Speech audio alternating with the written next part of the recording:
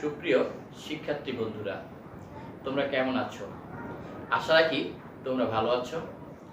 বন্ধুরা, তোমাদেরকে চাঁদপুর সদর ভার্চুয়াল স্কুল থেকে জানাচ্ছি আন্তরিক শুভেচ্ছা ও শুভকামনা। আমি উত্তম কুমার দাস, সহকারী শিক্ষক, ডিএন উচ্চ বিদ্যালয়, চাঁদপুর। বন্ধুরা, তোমরা এই সময় অনেকেই অবসর সময় কাটাচ্ছ। এই সময় হয়তোবা অনেকেই নানা রকম ছেলেদের সাথে মিশছ, কেউ কেউ নেশাগ্রস্ত হয়ে যাচ্ছে। এই সময় তোমরা নেশা থেকে দূরে থাকবা, কোনো ধরনের নেশাগ্রস্ত গ্রহণ করবা না, মাদককে না করো এবং মাদকের বিরুদ্ধে যুদ্ধ ঘোষণা করো। বন্ধুরা, আজ আমরা নবম ও দশম শ্রেণী পাঠ্যপুস্তক অনুসরণে মাধ্যমিক সংক্ষিপ্ত সিলেবাস অনুসারে ফিনান্স ও ব্যাংকিং তৃতীয় অধ্যায় অর্থের সময় মূল্য এবং কিছু অঙ্কর সমস্যার সমাধান নিয়ে আলোচনা করব। তাহলে চলো আগে আমরা অর্থের সময় মূল্য কি তা একটু দেখি। বন্ধুরা, অর্থের সময় মূল্য কি? ফিনান্সের দৃষ্টিতে সময়ের সাথে সাথে অর্থের মূল্যের পরিবর্তনের হয়, অর্থাৎ অর্থের মূল্য পরিবর্তন হয়, অর্থাৎ এখানকার 100 টাকা আয় 5 বছরে 100 টাকা সমান মূল্য বহন করে না, তাকে অর্থের সময় মূল্য বলে। অর্থাৎ আমরা একটি ছোট্ট উদাহরণ যদি দিই, তাহলে দেখো 2010 সালে একটা আইসক্রিমের দাম যদি 10 টাকা হয়, 2020 সালে সেই আইসক্রিমের দামটা 40 টাকা। তাহলে আমরা কি বুঝলাম? সময়ের সাথে অর্থের মূল্যের পরিবর্তন হচ্ছে, অর্থাৎ টাকার মূল্য দিন দিন কমে যাচ্ছে।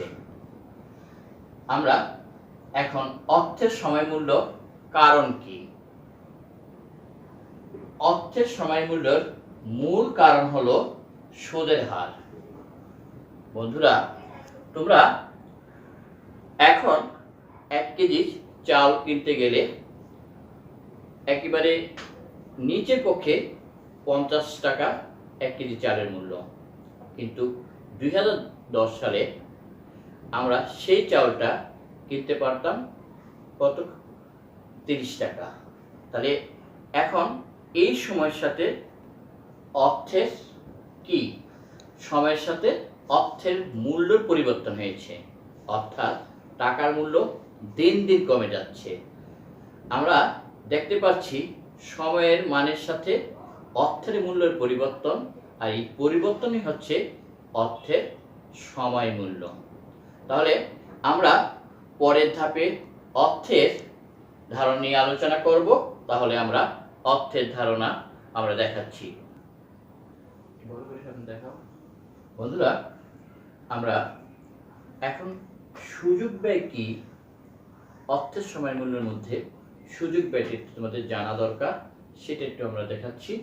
একটু দেখো, কোন একটি প্রকল্পে আমরা একটি প্রকল্প অর্থ বিনিয়োগ করলে অন্য কোনো প্রকল্পে অর্থ বিনিয়োগের সুযোগকে ত্যাগ করতে হয়। অর্থাৎ যদি আমি একটি প্রকল্পে অর্থ বিনিয়োগ করি, অপর একটি প্রকল্পে যে সুযোগটা আসে সেই সুযোগটা অর্থ বিনিয়োগ থেকে তোমাকে বিরত থাকতে হবে, তাকে অর্থায়নের সুযোগ ব্যয় বলা হয়ে থাকে। এই যে তুমি একটি প্রকল্প গ্রহণ করার পরে অপর একটি প্রকল্পে তোমাকে সুযোগ এসেছিল, কিন্তু তুমি সেটি গ্রহণ না করলা, এই ব্যয়কে, এই অর্থায়নে এই ব্যয়টাকে বলা হয় থাকে সুযোগ ব্যয়। আর অর্থের সময় মূল্য সূত্র প্রয়োগ করে এই সুযোগ ব্যয়ের পরিমাপ নির্ণয় করা যায়। এখন অঙ্ক করতে হলে অঙ্কের যে সাংকেতিক চিহ্নগুলো আছে সেগুলো নিয়ে আমরা একটু আলোচনা করব।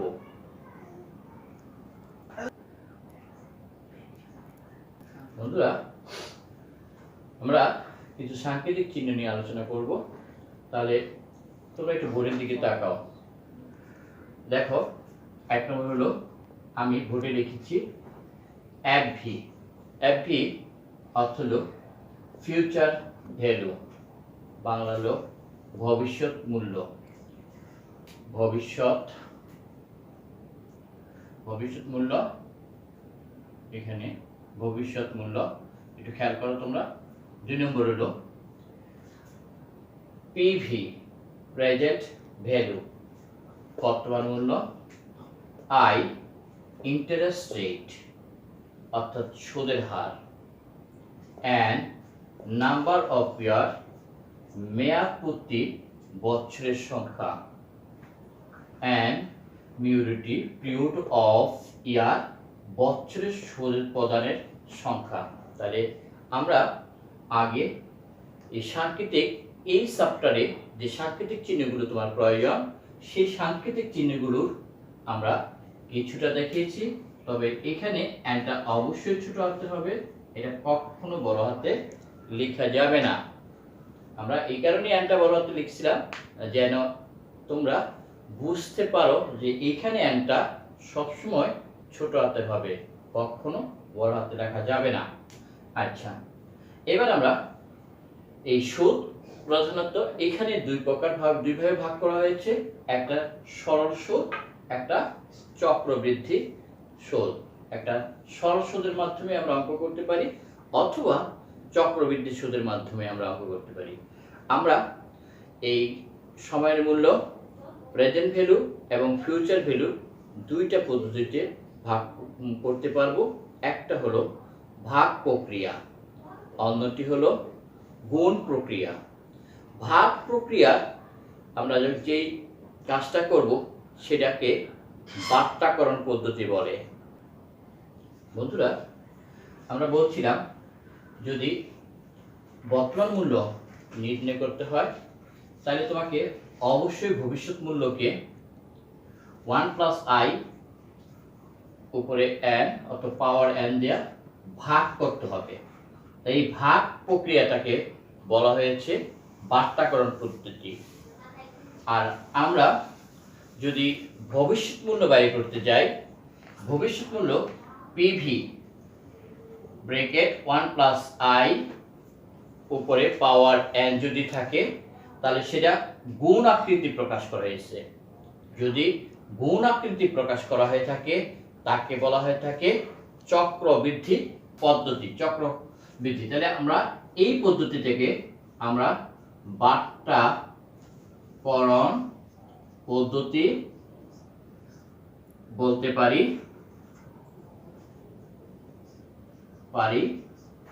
এবং এই পদ্ধতিতে আমরা চক্রবৃদ্ধিকরণ পদ্ধতি বলতে পারি। চক্রবৃদ্ধিকরণ পদ্ধতি বলতে পারি। তাহলে বন্ধুরা, আমরা এই জায়গায় দুটি পদ্ধতির কথা আমরা বলছি। যেটা ভাগ থাকবে সেটাকে বলা হয় থাকে বাট্টাকরণ পদ্ধতি। এটা কোনো মতে যেন পরীক্ষা হলে তোমরা ভুলে না যাও, খেয়াল রাখতে হবে। ভাগ যদি করা হয় থাকে তাহলে ভাগ বলতে ভাগ করে কি করা হয় থাকে বাট্টা করা হয়, তাহলে সেটা বাট্টাকরণ পদ্ধতি। আর যদি গুণ করা হয় থাকে তাহলে সেটাকে বলা হয় থাকে কি পদ্ধতি? চক্রবৃদ্ধিকরণ পদ্ধতি। তাহলে আমরা চলো এখন কিছু অঙ্কের সমাধান করি। বন্ধুরা, আমরা বার্ষিক চক্রবৃদ্ধি দুই ধরনের করতে পারি। একটা হলো একাধিক বার্ষিক চক্রবৃদ্ধি, একটা হলো বার্ষিক চক্রবৃদ্ধি। তাহলে ভবিষ্যৎ মূল্য নির্ণয় করতে গেলে দুইটা কাজ করতে পারবো। একটা হলো বার্ষিক চক্রবৃদ্ধি, অপরটি হলো একাধিক চক্রবৃদ্ধি। তাহলে আমরা চক্রবৃদ্ধি সুদ শিখাইতে যাই, আমরা চক্রবৃদ্ধির ভবিষ্যৎ মূল্য যখন শিখাইতে গেছি তখনই আমরা সূত্রটা দেখাইছি যে একটা সূত্র হলো যদি বর্তমান মূল্য নির্ণয় হয় তাহলে ভাগ করতে হবে, আর ভবিষ্যৎ মূল্য নির্ণয় করতে গেলে অবশ্যই গুণাকৃতি করতে হবে। তাহলে এখন আমরা চলো অঙ্কটি করি। তবে একটু খেয়াল রাখবা, যদি অঙ্কের মধ্যে বর্তমান মূল্যটি দেওয়া থাকে, তার মানে এটা হলো পিভি, আর এন হলো বছর হলো এন, আর সুদের হার হলো আই। তাহলে আমরা অঙ্কটি পরে আগে ঠিক করে নেব অঙ্কটি কোন ধরনের হবে। তাহলে এই দিকে তাকাও, অঙ্কটির দিকে তাকাও তোমরা সবাই বন্ধুরা। তাহলে আমরা অঙ্কটি শুরু করতে যাচ্ছি। আমরা জানি FV equal to PV bracket 1 plus I n, এটা পাওয়ার হিসেবে থাকবে উপরে। তাহলে এখানে আমরা একটু অঙ্কগুলো বের করি। এখানে আমরা আগে দেখেছি পিভি 3000 টাকা,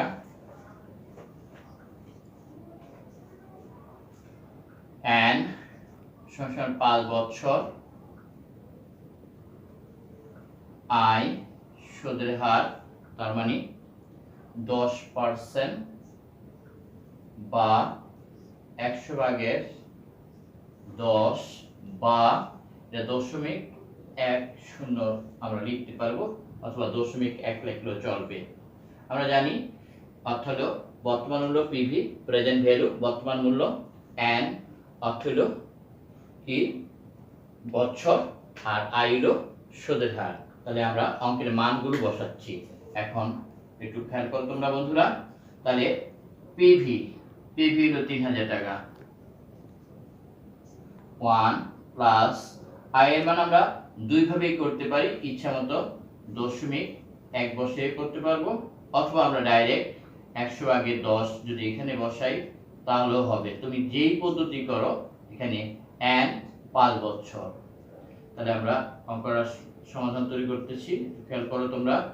আমরা এটা লসাগু করলে 100 যোগ 10 5, তাহলে 3000 পূরণ আমরা এখানে 100 ভাগের 110 উপরে 5।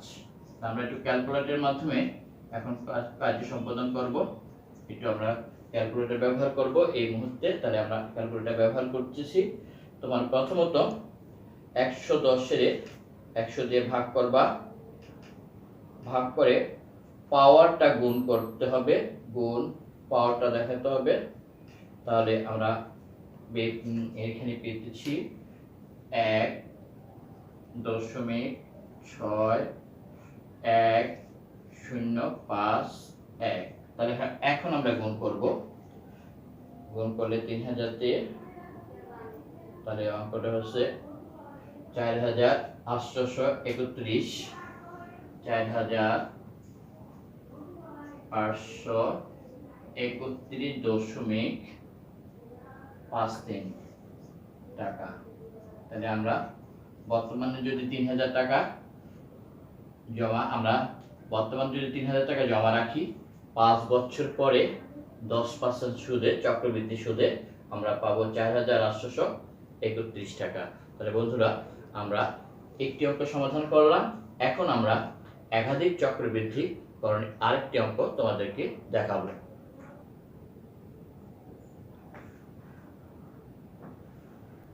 বন্ধুরা আমরা ভবিষ্যৎ মূল্য নির্ণয় একাধিক চক্রবৃদ্ধিকরণ পদ্ধতির একটি অঙ্ক আমরা আগেই সূত্রটা লিখে রেখেছি। সূত্রটা দেখো, PV equal to FV equal to PV 1 plus I by M, আর এম পূরণ এন। আমরা তো আগেই জানি যে পিভি হলো ভবিষ্যৎ মূল্য, এফভি হলো ভবিষ্যৎ মূল্য, পিভি হলো বর্তমান মূল্য, আই হলো সুদের হার, এন হলো বছরের সংখ্যা, এম হলো চক্রবৃদ্ধির সংখ্যা, অর্থাৎ কতটি চক্রবৃদ্ধি। এখন আমরা যেটা করছি এই অঙ্কে, এর আগে আমাদের একটু কাজ জেনে নেওয়া দরকার। যেমন অর্ধমাসিক যদি আমি বলি, তাহলে সেটা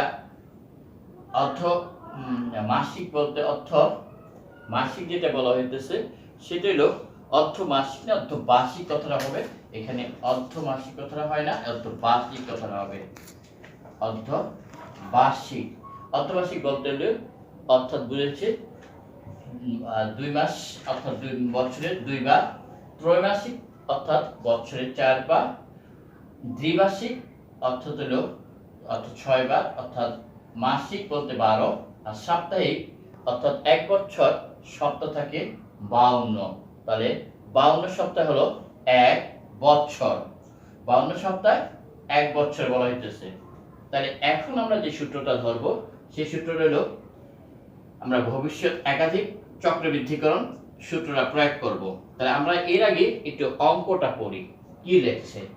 10% অর্ধবার্ষিক। অর্ধবার্ষিক বলতে আমরা বুঝেছি এখানে 2 আছে, তার মানে অর্ধবার্ষিক বলছে। সুদে বর্তমান 10,000 টাকার, তাহলে পিভি বর্তমান মূল্যটা দেওয়া আছে, পিভি 10,000 টাকা। এন এন বছর সংখ্যা, এন মানে 5 বছর, সুদের হার 10%। আর আমাকে এই অর্ধবার্ষিক অর্থাৎ এম এর মানটা কত বুঝাইছে, এখানে আমরা দিয়ে দিছি অর্ধবার্ষিক বললেই 2 কে বোঝানো হচ্ছে। তাহলে আমরা সূত্রটা লিখি,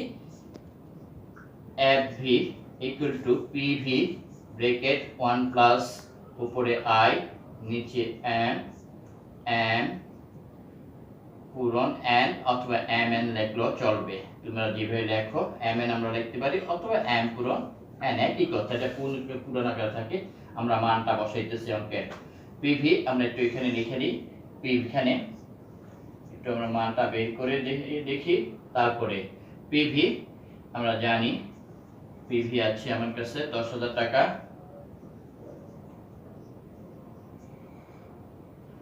আমার কাছে n আছে 5 বছর, সুদের হার অর্থাৎ I 10% বা 100 ভাগের 10 বা 0.1, 10 দিয়ে কাটলে 0.1। আমরা দরকার হলে ভাগ করে দেখব, ভাগ করে সবসময় করবো, তবু যেন অঙ্ক ক্যালকুলেশন করতে কোনো রকম ভুল না হয় তোমাদের। তাহলে 0.1, 0.1। আর এখানে n 2। তাহলে আমরা অঙ্কটা শুরু করি। 10,000 প্রথমে 1 যোগ I এর মান হলো 0.1 আর 2, এখানে 2 পূরণ 5। তাহলে আমরা অঙ্কটা সমাধান করতে যাচ্ছি। 1 যোগ, আমরা যদি ভাগ করে বের করে ফেলাই তাহলে 0.1 রে যদি 2 দিয়ে ভাগ করি তাহলে হয় আমরা 0.05 আর এখানে হয় 10 ঠিক থাকবে। 10 বছর আমরা যোগ করি, যোগ 1 তাহলে আসবে 1.05 উপরে এলো 10। আমরা এখন 10 0 পূরণ, এরপরে আমরা পাওয়ার দিয়া 10 বছর লিখবো। 10 সমান 1.62889 পূরণ 10,000, তাহলে 16,288 টাকা।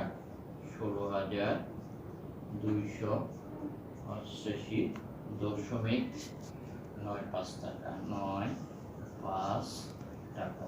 তাহলে বন্ধুরা আমরা একটি একাধিককরণ সূত্রের অঙ্কর সমস্যা সমাধান করলাম। আশা রাখি তোমরা ভালো বুঝতে পারছো।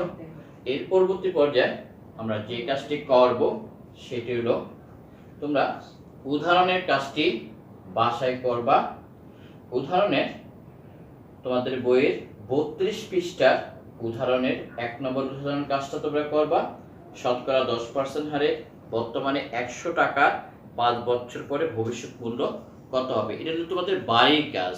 তাহলে আশা রাখি তোমরা ভালো থাকবে এবং তোমরা সকলেই ভালোভাবে কাজ করবে। আজ তোমাদের ভার্চুয়াল স্কুল থেকে আন্তরিক শুভেচ্ছা ও শুভকামনা জানিয়ে আমি তোমাদের আজকের মতো ক্লাস এখানে সমাপ্ত ঘোষণা করছি।